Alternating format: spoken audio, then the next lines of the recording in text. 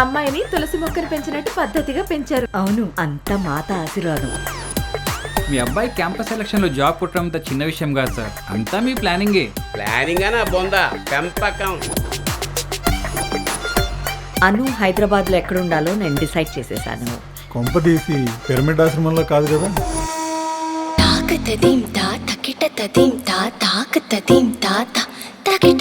ఒంటరి ఏడుతుంటరి గోడు బిట్టు రంగ వినిపిస్తోంది. తాకతదీం తా తకిట తదీం తా తాకతదీం తా తకిట తక. ఏంటి నీ ఉద్దేశం? Relation with benefits. నచ్చినంత వరకు నచ్చినట్టుగా ఎంజాయ్ చేయడమే. You are so lucky. I think you got it. Shall we hang out somewhere? Organic peace లా ఉన్నాం. ఫ్లాట్కి వస్తావా? నీకైతే రెడీ.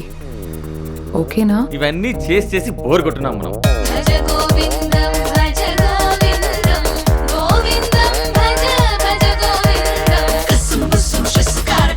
రోజు దుబ్బి తాగడం, పొద్దునే తలగట్టుకుని కూర్చోడు. పద్ధతి అయిన పిల్ల అక్కడ ఉంది కాబట్టి సరిపోయింది. లేకపోతే అనుకు తోడుగా హైదరాబాద్ నేను వెళ్ళాల్సి వచ్చేదేమో. బాగున్నారా అత్తయ్య? పెళ్ళైన కొత్తలో 39 ఉండేది. మన అంతా చెప్పి డాక్టర్ 79. ఒక అత్తే ద్రత్తలైంది.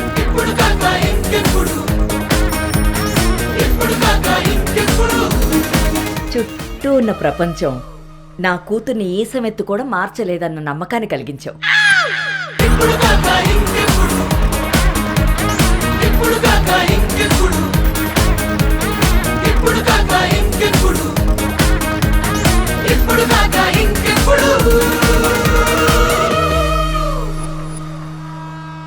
మన పెంపకంలో పద్ధతి సాంప్రదాయం కొట్టొచ్చినట్టు కనబడాలి.